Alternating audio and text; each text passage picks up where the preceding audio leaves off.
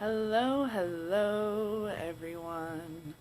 I'm here on Instagram and on Facebook, so if I'm kind of like shifting my eyes, that's the reason why. I hope you all are having a great morning. Just gonna share this and then we'll get started. Today, it's Ask Me Anything. I'm gonna kind of just talk about my trip to the desert and kind of catch y'all up on what's going on with me. And if anyone pops on, great. And if no one pops on, you guys get an update on my trip. And this will be short. If people pop on, feel free to like just ask questions. Like throughout the whole thing, I'll scroll back, I'll look. But this is really an opportunity for all of my new followers to get to know me a little bit better and ask me any questions that they have. Hold on, Instagram, I'm really sorry. I gotta bring up the brightness because I cannot, there we go, read anything. Much better. Okay. Hi, everyone on Facebook. Okay, cool. Let me just share this real fast and then we'll get started. Do.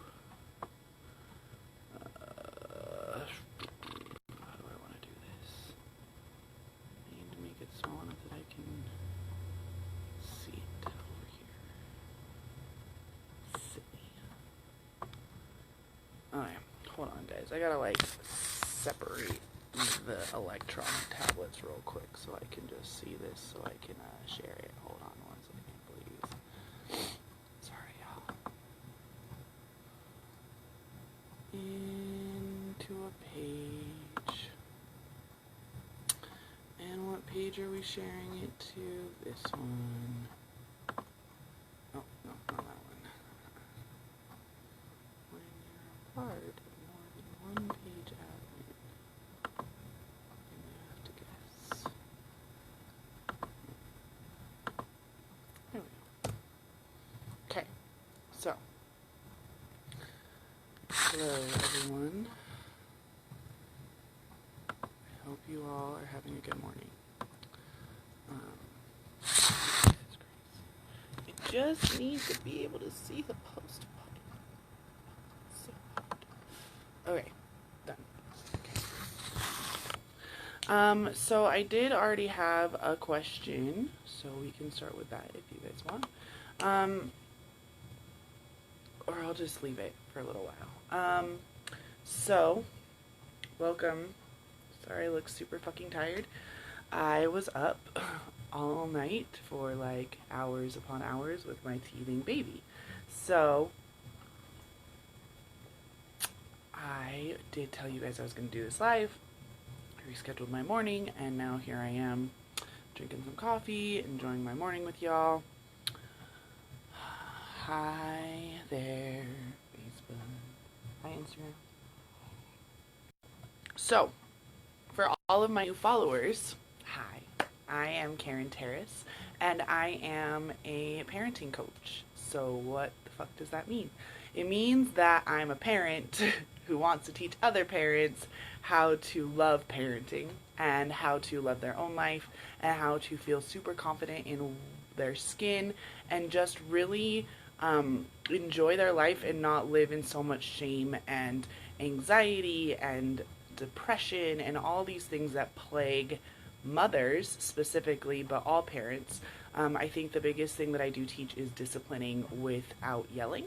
And the other thing is, and the biggest thing right now is just teaching women that they don't need to lose themselves in being a mom. Like, there's no reason why you should spend the next 18, 20, 30 years of your life not having any idea who you are because you're parenting.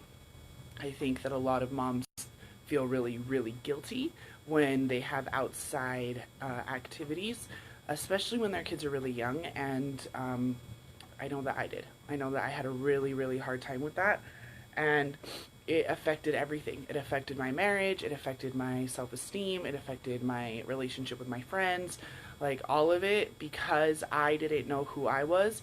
And not only did I not know who I was, but the piece, if y'all saw my post earlier this week, knowing who you are is half the battle. You can know who you are and understand all your triggers and all your shadows and all your stories, but if you're going to just like succumb to them and be a victim to them, then you're kind of missing the point. The point is to love yourself and to love your body and to love your life and to just be so grateful every day that you get to take another breath and get to spend more time with your kids and not worry that they're not listening to you all the time and not worry that they're not doing exactly what you told them to. And just enjoy the 18 years that you have being an influence in their life. So there's my little bio. If you guys have questions, please write them. I will answer them. I'm just going to give people a few minutes and I'll go in answering questions because right now I know a lot of people want to know how my trip to the desert was. I've been getting a lot of questions because I didn't like come home and immediately post a bunch of pictures. Mostly because it's very hard to describe what it was that I was doing without posting another fucking super long Facebook post. And the one that you guys already read, like, good job that you read it, because it was super long. It was too long for Instagram. So Instagram, if you guys want to see all of it, you got to find my Facebook page.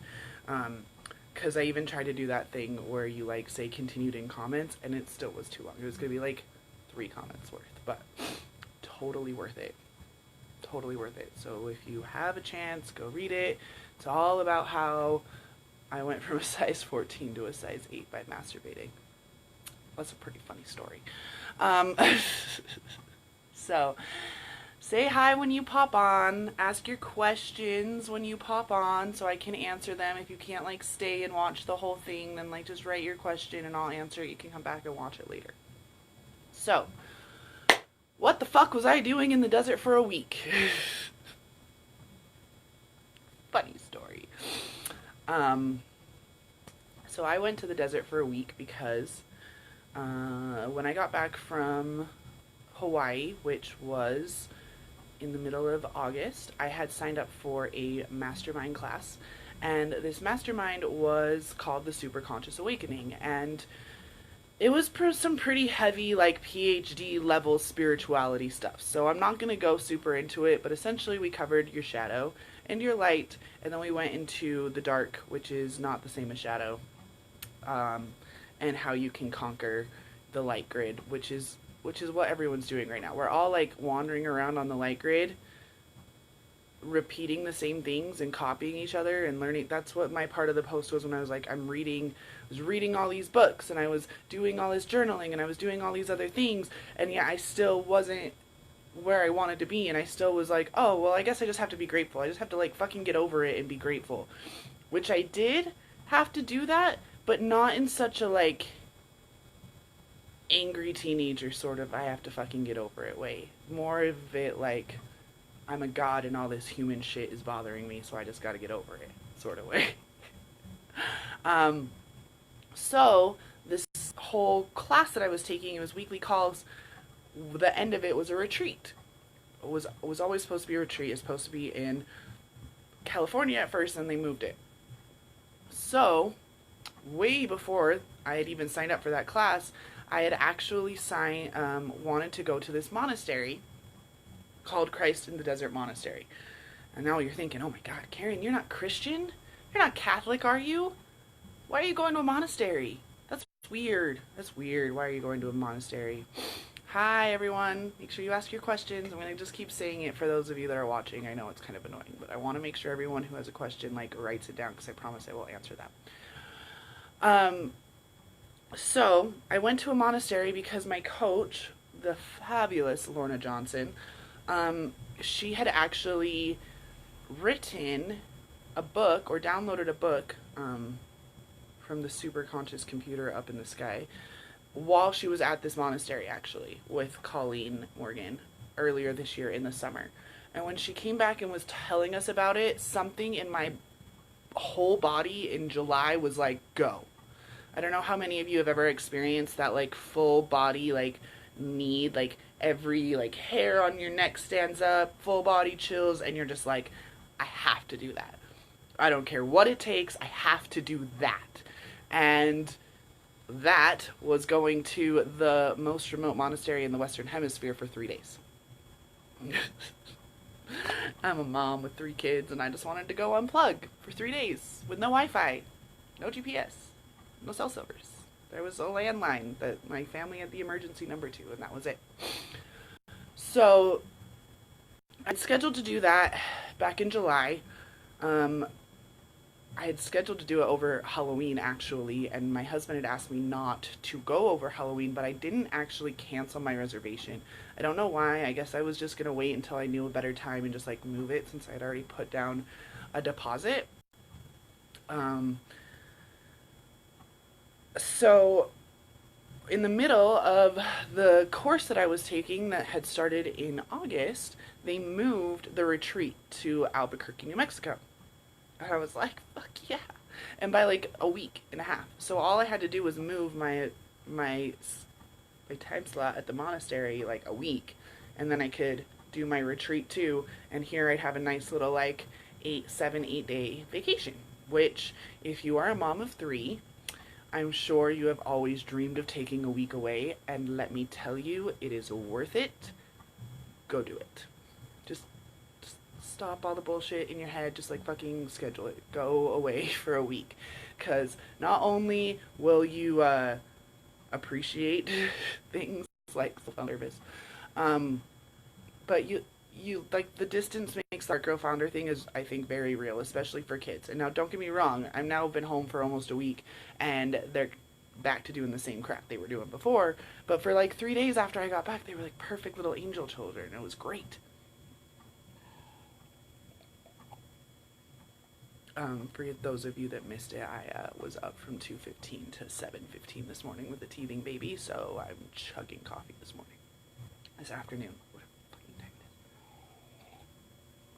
it is. Okay, so the monastery, the reason why I needed to go to the monastery, I figured out, is because I've been working all year, really on all of 2018, let me be specific, on trying to balance my divine feminine and my divine masculine, and not just balance them, but like connect them, like the double helix strand of your DNA, right? And I realized about a little less than 24 hours into being at the monastery that there is literally no better way to be held and cared for by your divine masculine than to go to a monastery in the middle of nowhere that's a bunch of monks feeding you, making sure you have a warm place to stay, clean sheets, cleaning your bathroom. Like, I didn't have to work. I absolutely could have met them at 9 o'clock in the morning and worked for 3 hours. But honestly, I wanted to sleep. I am owed like 4 years worth of like, I was catching up on that sleep bank, baby. If you're a mom, which I'm sure most of you watching are, or a parent at all, I'm sure that right before you had your baby, your doctor or your midwife or whoever told you to like add hours to your sleep bank because you were going to lose them.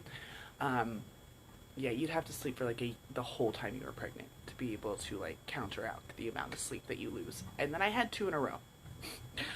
So, my toddler wasn't even sleeping through the night by the time my baby was born. It's been a long 4 years. But I slept a lot last week on my trip. A lot. Like the first 72 hours I was on my trip, I think I slept 40 of them. Fucking awesome. But the monastery was also a great place to like be in your head. So you don't talk while you're there. There's like a couple of the monks that'll talk to you if you have questions, and if you like happen to pass another one of the people that it's staying there like on the road that's far enough away from like the guest house or the monastery, then maybe you can get like a little 3-minute chat in. But it's the most remote monastery in the Western Hemisphere. When people go there, they're not trying to like, it's not Club Med. Okay, it's not like the nice people in Hawaii at the resort that were like chit-chatting with me for an hour at the bar. This was like, if you're going here, you're trying to be quiet. And at first it was hard. The first like day, I got there late. It was like 5 p.m.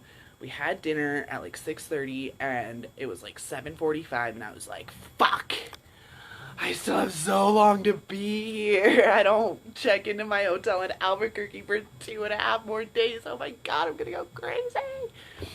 And I slept a lot. And the next morning, I was so much more at peace and could just like be in my head. And that's what I did. I was in my head, sort of just working things out. I journaled a lot, I colored. There was this nice river. I sat there for a while, got a little suntan, and just was really able to start sorting through the thoughts that are like always there. So whenever I sit down to meditate, there's always like a few thoughts that just like are always there, like one of the kids is gonna come in right now, or the baby's gonna wake up, or did you order the groceries? Like, so there's all these like mom thoughts that are like I go to sit down and meditate, and it takes like the first 10 minutes of my meditation is me trying to turn off all the mom thoughts.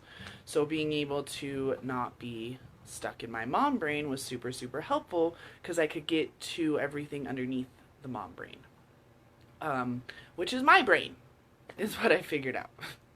It's crazy.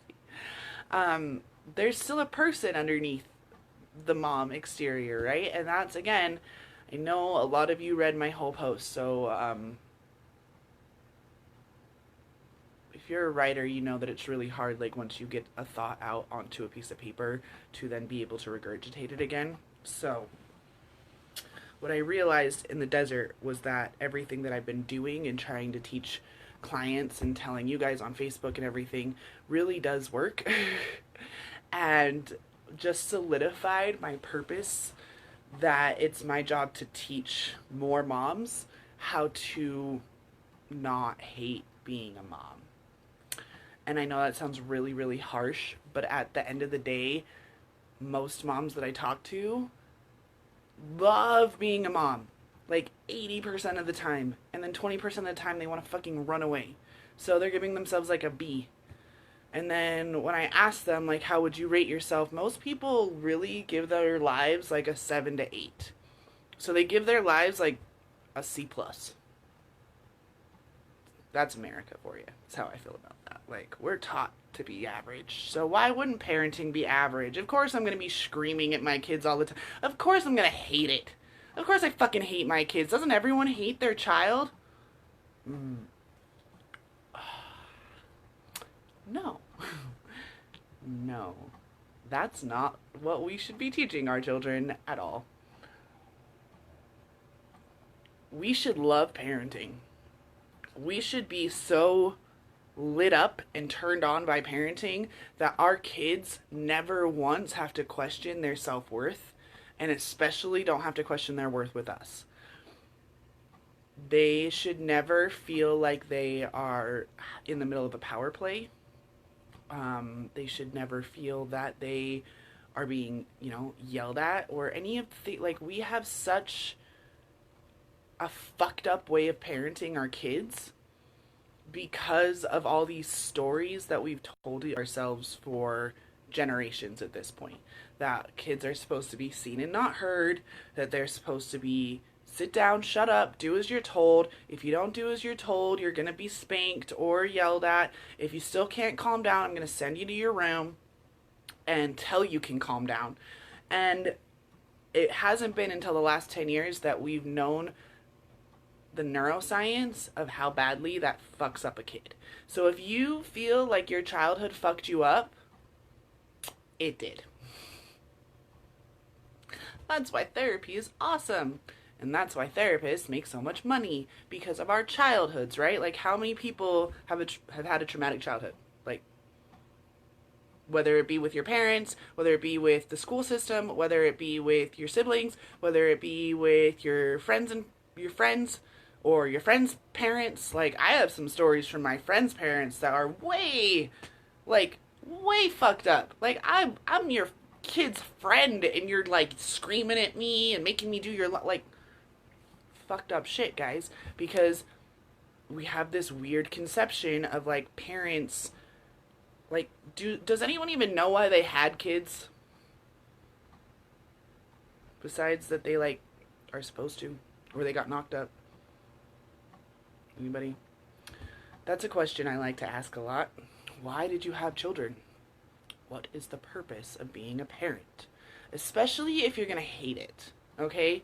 That's the thing, guys. There are lots of parents out there that absolutely adore being a parent, and they're not my clients.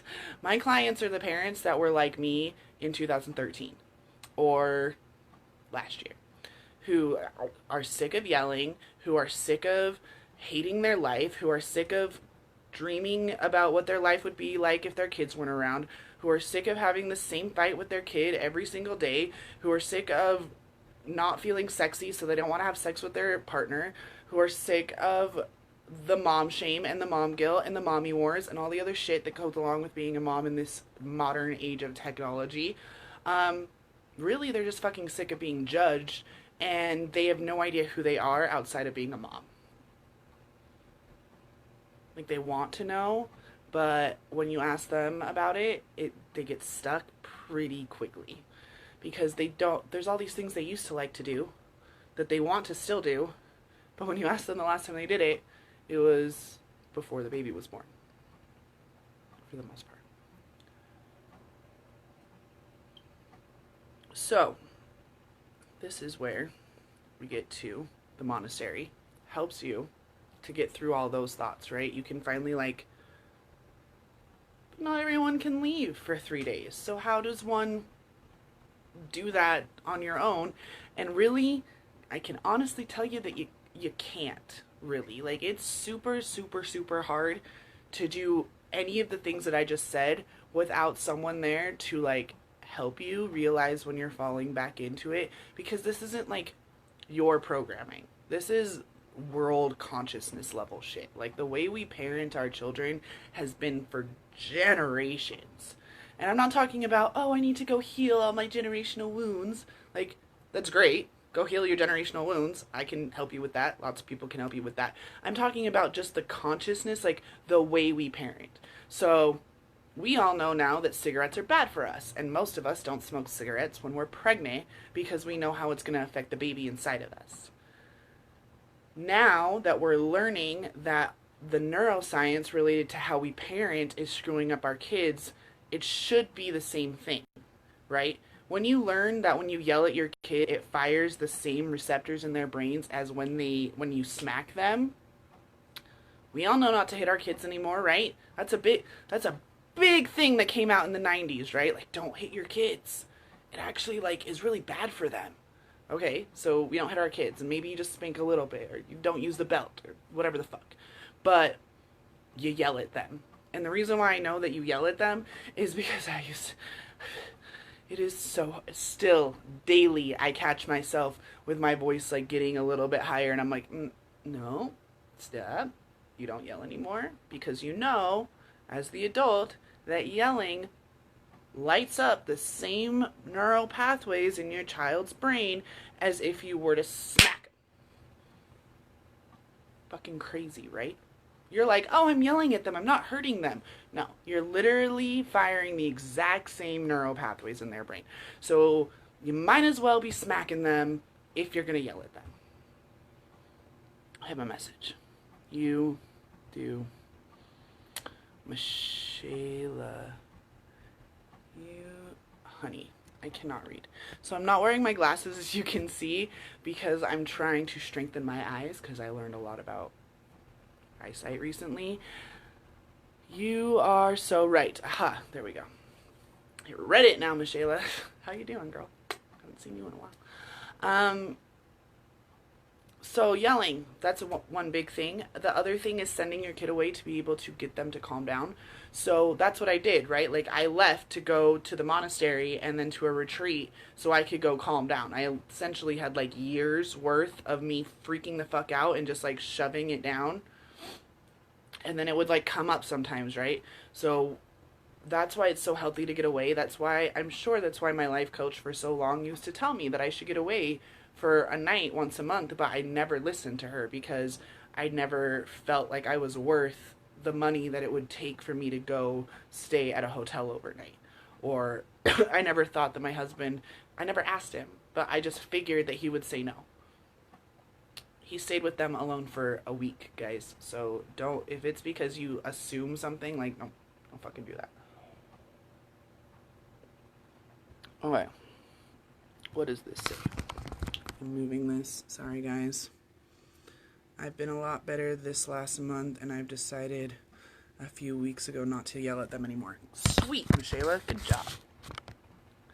That's really annoying that I have to do that. Hi, everyone over on Instagram. I'm here. Make sure you're writing your comments so I can go back and read them. Maybe, because I can't see so well. So it's really awesome to be able to decide that you're not going to yell. I think the biggest thing is having tools to help you with not yelling that are more than just suppressing the yelling. Because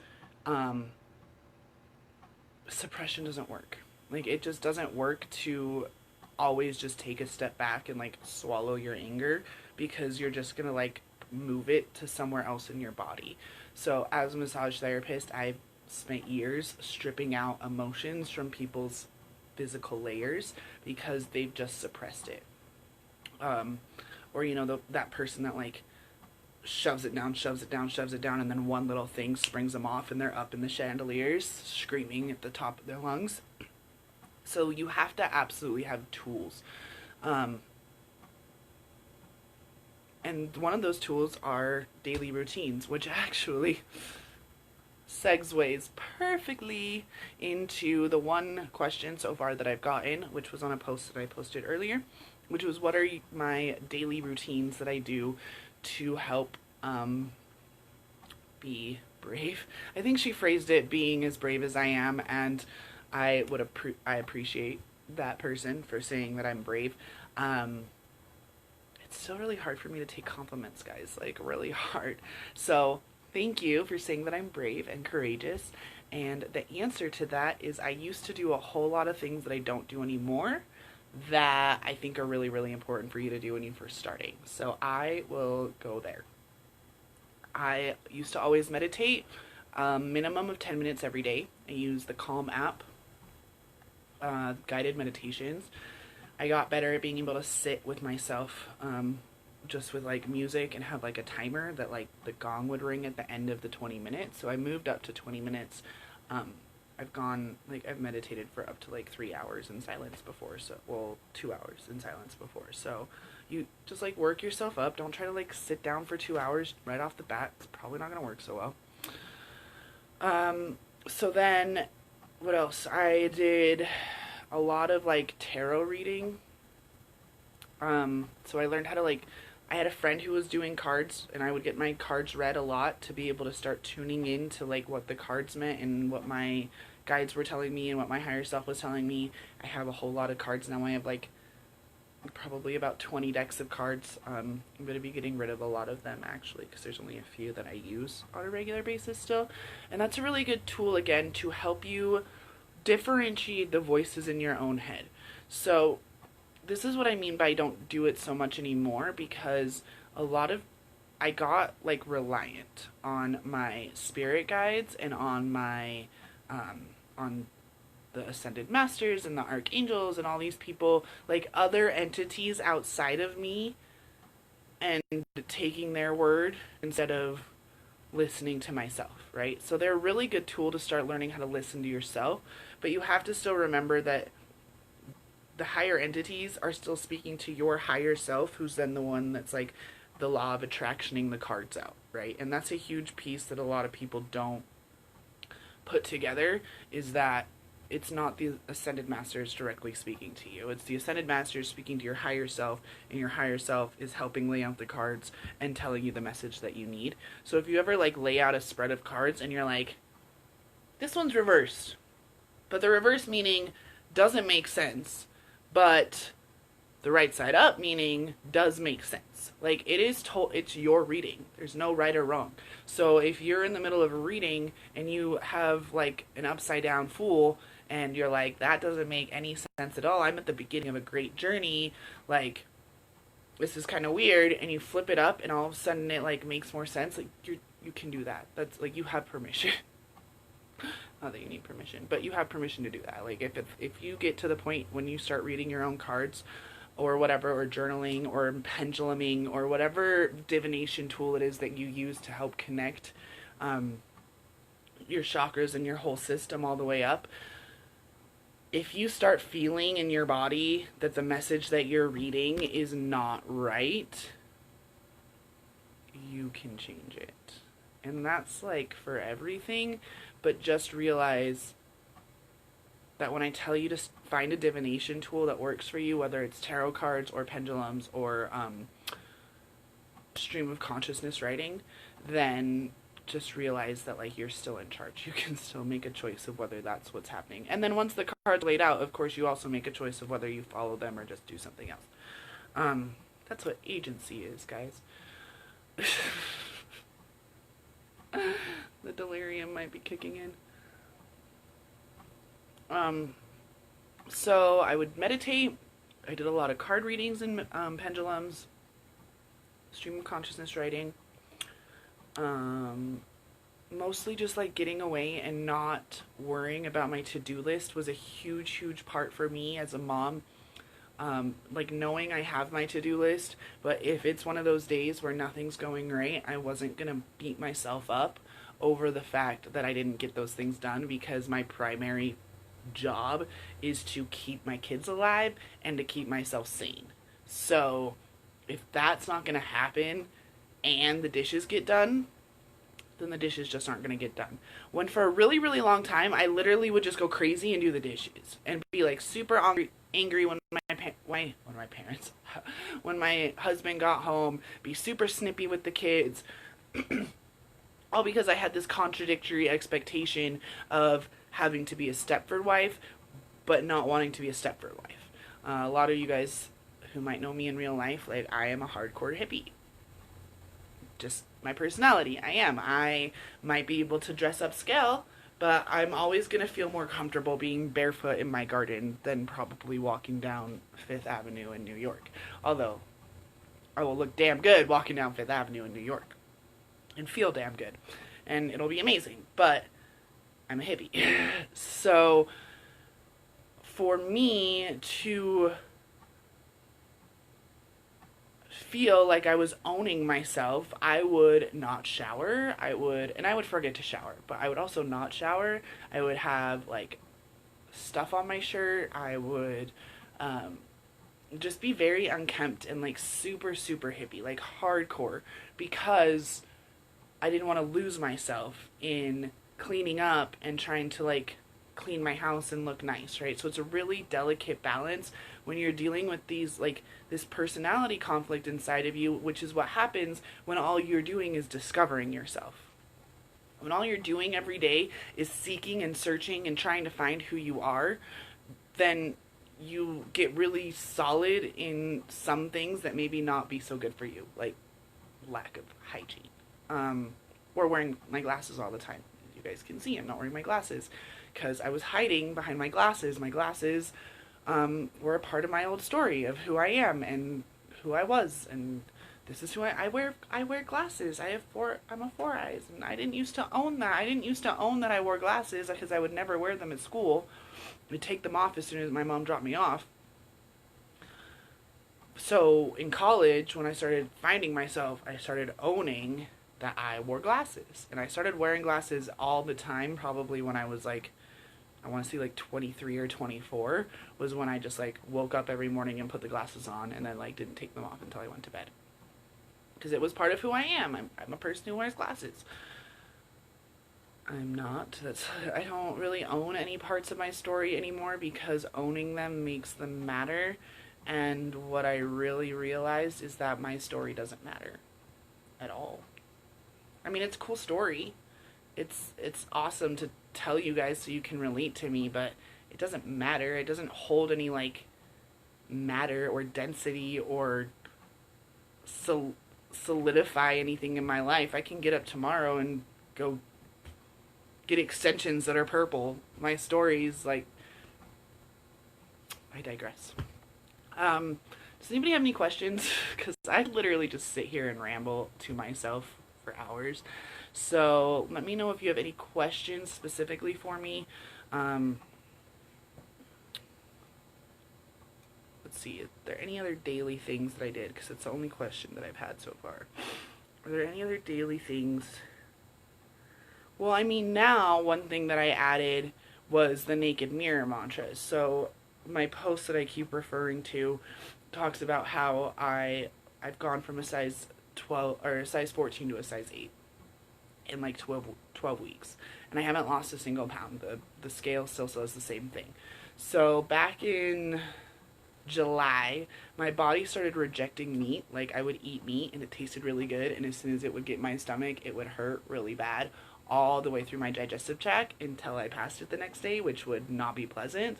And that sucked. So I stopped eating meat, and about a few weeks into that, it started happening with dairy too. Like I would like eat a Cheez-It and it would taste good, and then it would hurt in my stomach. Not like as bad as if I ate a whole pork chop, but still like my body started rejecting all animal products. And why that is whatever. Like I don't have any need to eat meat. I've got a lot of friends that are vegan. Like I feel really good in that choice, but I lost a whole bunch of weight initially, and that number hasn't changed. So that's what I really want to like specify to a lot of people, is that I did lose all the rest of my baby weight, but I was still a size 14 right before I left for Hawaii, which was the second week of August. I went to Savers. I bought all brand new clothes that were size 14s and fit perfectly. And now I just donated all of them because they don't fit. So in August, after Hawaii, I started the Super Conscious Awakening thing, and the second week into it, I pretty much was told that if I didn't understand sex energy, or if I didn't masturbate, that there was no reason for me to be in this PhD level spirituality class, because sex energy is source energy, is creative energy. When we're kids, we call it creative energy, and then we like turn 18 and all of a sudden it's sex energy, but it's the same thing, because sex energy creates life.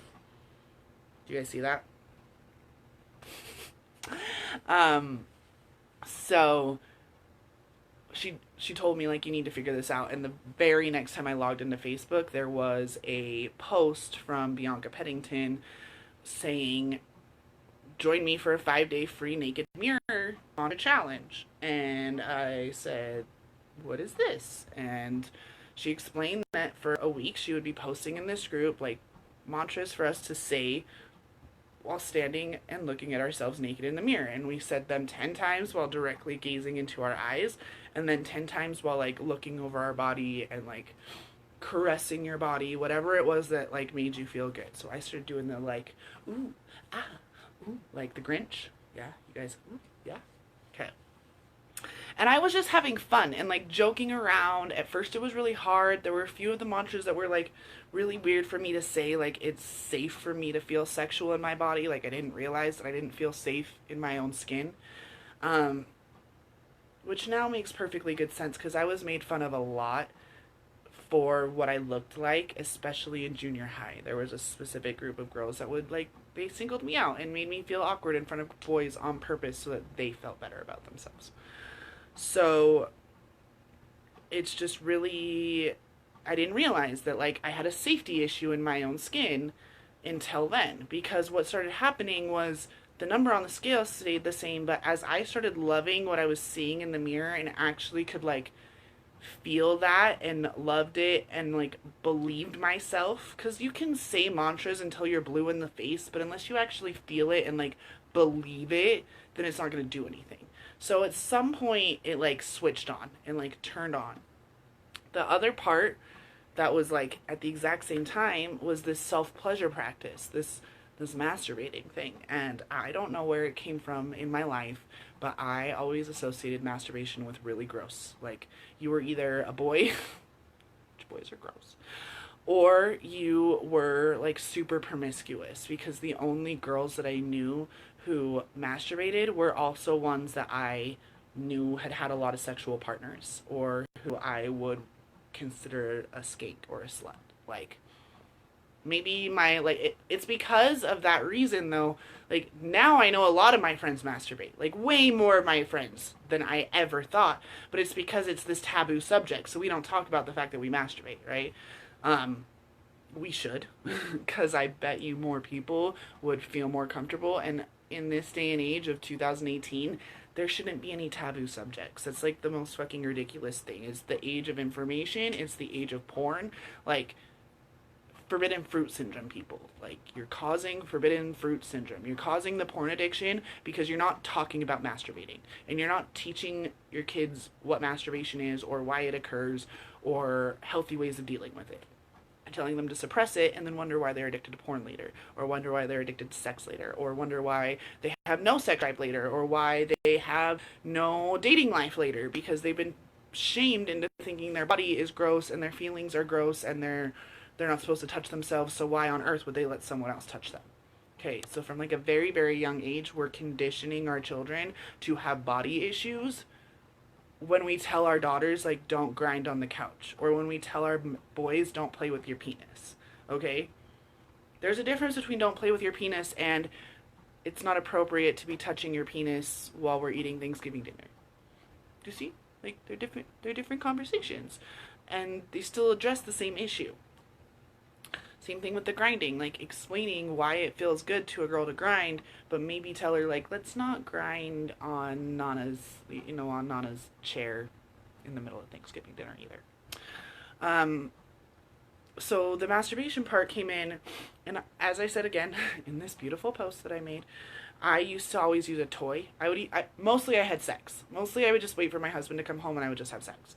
But like when I was pregnant, I remember a couple of times it was just like I was going crazy. I was so horny, I couldn't handle it, and I just like busted out the vibrator real fast, climaxed as fast as possible, and then moved on with my day. Because I didn't understand women's bodies, I associated my orgasm with my husband's orgasm. I have done so much research in the last 6 months, in the last 6 to 8 weeks about women and orgasming that I feel very, very qualified and have experienced different kind of orgasms that I had never had before. I experienced the idea of not having to climax, that you can just sit there and love playing with yourself and then be like, okay, I feel good, I feel filled up and feel better, and I'm gonna move on with my day. And I didn't like go up and over the edge and feel tired like my husband always does, right? Like, women's bodies and men's bodies are very similar until you get to the sex organs, right? So because of that, we orgasm totally differently, and women's bodies are like, we're made to have like 10, I think there's 12 different types of orgasms you can have, and women can orgasm for like, the longest orgasm was 3 hours. It's called extended massive orgasm. Crazy. And you can have multiple, like up to 100, more than 100 orgasms in one like sexual session. So this is why I talk about sex a lot, guys, or why I talk about sexual energy, because like when you open the door, the floodgates just like knock you down with the amount of information that you can find if you're looking for it, right? And the reason why I love being a coach is because I'm a nerd. And I'll own that part of my story, god damn it. No, I don't really. But I like researching. Let's put it that way. I really enjoy the research process. I really enjoy finding different authors, different studies. I understand how to read a research study too. I can find a scientific study and understand it very well and easily. So I can do a lot of this grunt work for my clients, right? And just teach them what they need to know that's pertinent to their specific life. Because I'm taking in all this information and then having to like censor it through, and I use the pieces that work for my life, but then I have all this other information that I can help my clients, and like, okay, you need this piece and you need that piece and you need this piece and you need that piece, because I'm the one taking all of it in and then I'm filtering it for you. I didn't have that last year when I decided to really start this spiritual journey, the spiritual awakening, whatever you want to call it, that I've been going on. I had the fortune of my mom raising me with a lot of the terms, so I understood a lot of the more basic stuff, like gods and goddesses, higher self, archangels, fairies, energies, elements, stuff like that. But I didn't get how it actually worked. A lot of it was like, holy shit, my mom was right, and trying to get over that, and not so much like understanding what the context was. It was just like getting over like, oh my god, my mom tried to teach me this when I was like 12, and I totally just shut her down. So thanks, mom. Um, so with all of this, I did decide to finally hire a coach in January and stayed with her longer than I should have, because we ended up joining a class together like 2 weeks later, and it was really hard to maintain like a uh, client coach relationship while also being like equals in another class underneath another coach. And then I haven't really had a one-on-one coach because I've been working with this other person like in her lower groups, because she's just really a high ticket person to work with one-on-one, and I've been able to get a lot out of it working with her in the smaller settings. But still like using her guidelines. I'm not watching her videos and then like this person's and this person's and this person's and this person's and like comparing them all, because what she's talking about is revolutionary, and what they're talking about is the same shit that's been being said since, Wayne Dyer.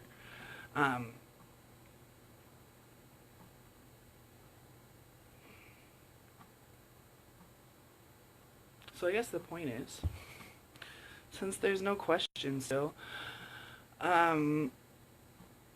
realize that if you are still trying to discover yourself and you're still trying to own your story, that might be the missing piece, because you don't need to do that.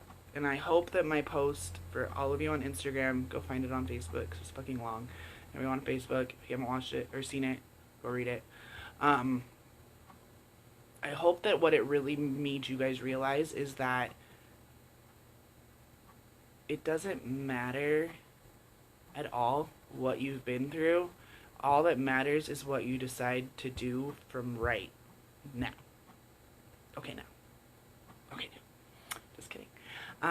You could close this live and go journal, and you could sit there in your journal and be like, oh, and this is why this, and this is why this, and oh my goodness, and oh, holy shit, and I'm just, wow, I never realized that this was because of this, was because of this. And you could take that and you could internalize it and be like, oh yeah, I'm good, I understand.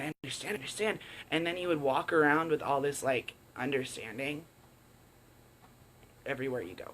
And you'd understand why you're so fucked up. But what is it doing for you?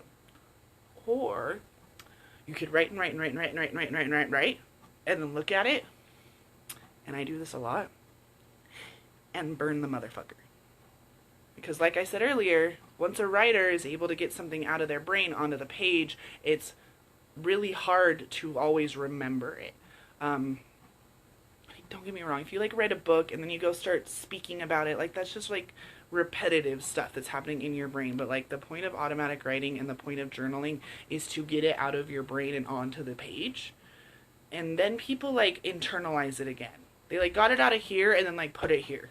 Oh, it's in my brain, it's in my subconscious, now let me just like stick it onto my heart.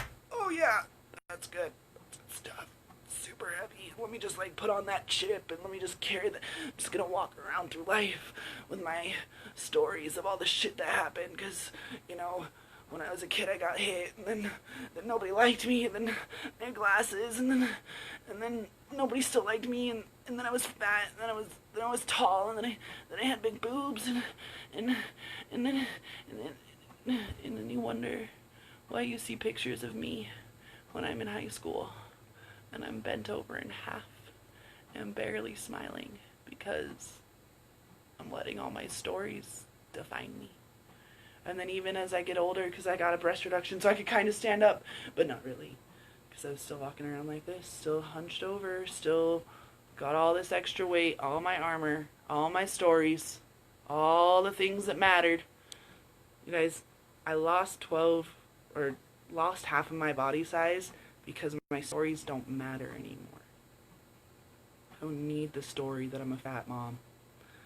I don't need the story that I had a breast reduction when I was 17. I don't need the story that I was born with hip dysplasia and my hips were fucked up and I was put into a leg brace and told that I possibly couldn't walk. I don't need any of those stories. They don't define me. I'm a piece of art. You might think that everything that I just said was fucking worthless, and like, tons of people have been on and off because I was just like, whatever, they didn't fucking care. And that's fine. But for one person, maybe this was exactly what you needed to hear, and this is like the most priceless 45-minute video you've ever heard, and you're gonna listen to it again. And I'm willing to say that because I guess it's bravery, if that's what you want to call it, but I'm brave enough to get onto Facebook and Instagram on a public thing, and this could be shared anywhere, and tell you all my stories, and then tell you that I don't care if you go share it. I don't care if you go call our old friends Michaela and go tell them how I was talking about junior high. I love you so much, and I love that you were on here so I could talk about that, by the way. Because it doesn't fucking matter. It doesn't matter. Those bitches from junior high don't matter. The bitches I deal with now don't matter. The bitches in my own head don't matter. So if you ever find yourself spiraling down, write it all down. Figure out why you feel that way. Because that's healthy. That's like, it's really healthy to like streamline it and get it out of your brain. What's not healthy is to then internalize it and be like, oh, the reason why I'm so fucked up is because of this. So I have PTSD and fibromyalgia, so that means like, this is just who I am, guys. I'm just someone who has PTSD and fibromyalgia. The fuck? Nobody wants to be that person. I had fibromyalgia for like 8 years. 9 years. It fucking sucks. Sucks. And guess what? I still told people over and over and over again that I had fibromyalgia. So I can't do this because I have fibromyalgia. And I can't do that because I have fibromyalgia. And I can't do this. And I can't do that. I can't do this. I can't do that. Because of my excuses. Because of my story. Because some doctor told me. Same thing with my glasses, guys. Do you know how I see? Do you know how I see? With muscles. You have tiny little muscles in your eyes that help your eyes focus. So the reason why your doctor tells you that you're overstraining your muscles is because then he can't sell you fucking glasses. It really is the truth. Optometrists wouldn't make any money if they taught you the exercises that you need to do to strengthen your eyesight versus just giving you a pair of glasses. So you'll be seeing less glasses on me. Like, don't get me wrong, I'm still wearing them a little bit because I used them as a crutch for the last 7 years of my life straight. It's like being in a cast. If you've ever broken an arm or a leg or something like that and you're in that cast and you've atrophied your muscle, that's what I've done to my eyesight by wearing glasses every day. And with the repetitive motion of doing the same thing with my eyes every day. So I'm going to be adding in new things. I'm going to add in standing farther away. I'm going to add in some sports, other things that are going to help strengthen all of the eye muscles. But I digress. The point of the matter is, feel free to streamline your story and then burn the fuck out of it. And when you burn it, you're burning it because you don't fucking care about it anymore. And you could come back and tell the same story, but it's not going to have the weight because you burned it. You like used the energy of alchemizing and using plasma and all of these like very physical, very elemental, very energetic things to let go of your story so that now your story is a story. Again, it's a cool story. My life is full of awesome stories that don't realize your life is made of stories and that they don't matter. And that you're a work of art. You're fucking priceless. But you're also worthless to like 99.99999% of the world. They just don't fucking care about you, which is fine. Because the 0.0001% of the world that does care about you would really fucking miss you if something happened. So, I'm going to go back and make sure I don't have any questions. Real quick, meditation is great. Hi, everyone. Okay, let's go back on this one. Oh god, this one's the harder one to read. You go, girl. That is pretty cool. I've been trying to... Oh, not to yell at them anymore. Okay, I got to the top. You go. I feel this way. We have been going through the same thing. You're right. I'm glad to hear is here. Same here. It's me. Hi. It's all Michaela. Hi, Michaela. We should chat after this. Okay, so if there are any other questions, comments, concerns, I'm just gonna check here real quick, make sure there's not anything that's like coming into me specifically. Nope. Okay. Well, thank you everyone for joining me. I hope that this was enlightening. I hope that some of my new followers feel like they know me a little better. And I will talk to you all real soon. Enjoy your Sunday and go Vikings!